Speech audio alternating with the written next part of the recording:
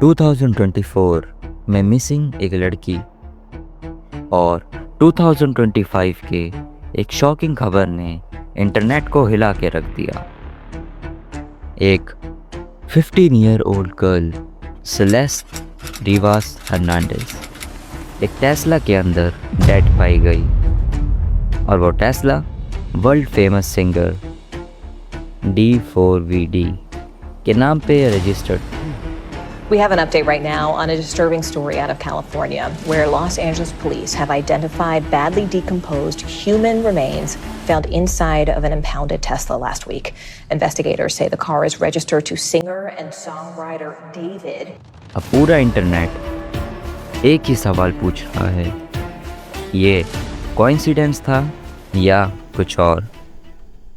Celeste की missing report अप्रैल 2024 में की गई थी। सितंबर 2025 में एक इम्पाउंडेड टेस्ला के फ्रंक में उसका डीकम्पोज्ड बॉडी मिला। कार का रजिस्ट्रेशन सिंगर D4VD यानी डेविड एंथनी बुर्के के नाम पर था।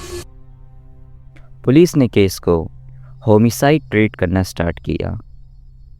अभी तक कॉज ऑफ डेथ कंफर्म नहीं हुआ, लेकिन इन्वेस्टिगेशन चल रही है। डिटेक्टिव्स ने हॉलीवुड हिल्स में एक प्रॉपर्टी सर्च की, जहां से इलेक्ट्रॉनिक्स और कुछ चीज़ें सीज हुई। सिंगर ने अपने टूर कैंसिल कर दिए और वो इन्वेस्टिगेशन में कोऑपरेट कर रहा है। अभी तक नो चार्जेस, नो अरेस्ट, ये सब ऑफिशियल रिपोर्ट्स में है। जब से न्यूज़ आई, इंटरनेट थ्योरीज बना रहा है। किसी ने कहा ओल्ड स्क्रीनशॉट्स है जहां सिंगर एक माइनर से चैट करता था। कुछ लोगों ने एक वायरल फ़ोटो दिखाई जिसमें वो एलिजेडली पैसे देता दिख रहा है लोगों को चुप रहने के लिए। और सबसे बड़ा क्लेम टैटूज क्लेम। लोग कह रहे हैं विक्टिम के हाथ पे जो टैटू था, सिंगर के पास भी सिमिलर डिज़ाइन का टैटू है, लेकिन ये सब अभी वेरीफाई नहीं हुआ। ये बस इंटरनेट क्लेम्स है। अब आया सबसे बड़ा कन्फ्यूजन। एक दूसरी लड़की है सेलेस्ट हरेरा, जो सिंगर के साथ लाइव स्ट्रीम्स और पब्लिक में दिख चुकी है। उसके अराउंड 23 इयर्स ओल्ड होने की बात है। अब इंटरनेट पे लोग हरेरा और रिवास को मिक्स कर रहे हैं। कुछ क्रिएटर्स हरेरा के फ़ोटोज़ दिखा के बोल रहे हैं ये वही लड़की है जो मिसिंग थी, लेकिन ऑफिशियल पुलिस रिपोर्ट्स में ऐसा कहीं नहीं लिखा। तो याद रखो, सेलेस्ट रिवास हर्नांडेज विक्टिम है और सेलेस्ट हरेरा उसकी अडल्ट फ्रेंड। दो अलग एंटिटीज़ है। ये मिक्स्ड अप इंटरनेट रूमर्स से हुआ है, ऑफिशियल कंफर्मेशन से नहीं। एक और वजह जो कॉन्स्पिरेसी को फ्यूल कर रही है, सिंगर के गाने। 2022 का गाना रोमांटिक होमिसाइड, जिसमें लिरिक्स है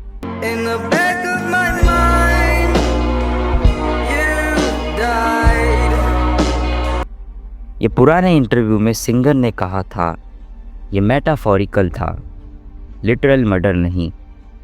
लेकिन अब लोग कह रहे हैं कि ये लाइंस केस से लिंक होती है। और दूसरे गाने भी हाईलाइट किए जा रहे हैं जिसमें डैड, टैटू या डार्क इमेजिनरी आती है।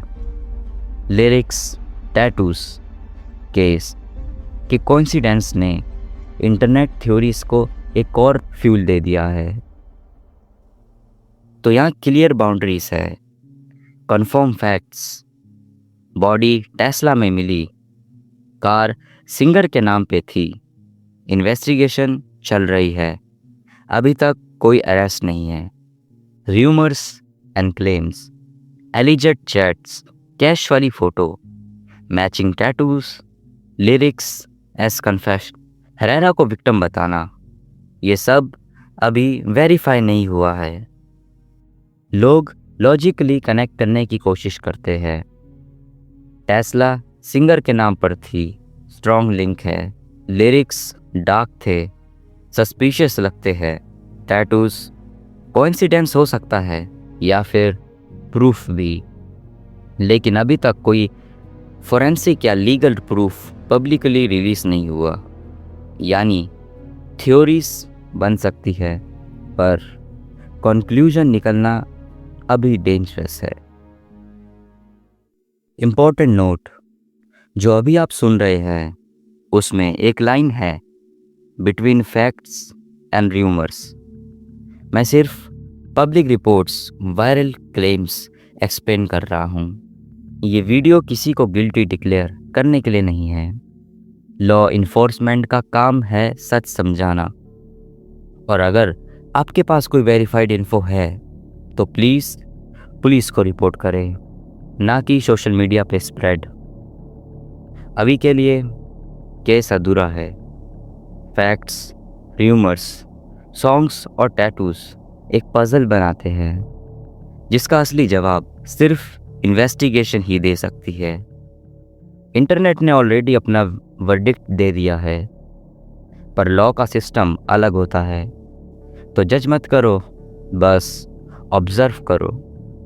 और जैसे ही नए ऑफिशियल अपडेट्स आते हैं, एक और पजल का टुकड़ा तुम्हारे सामने होगा। मैं हूं अधियाक्ष, और याद रखो, between truth and rumour there is always a thin line. Stay curious, stay critical.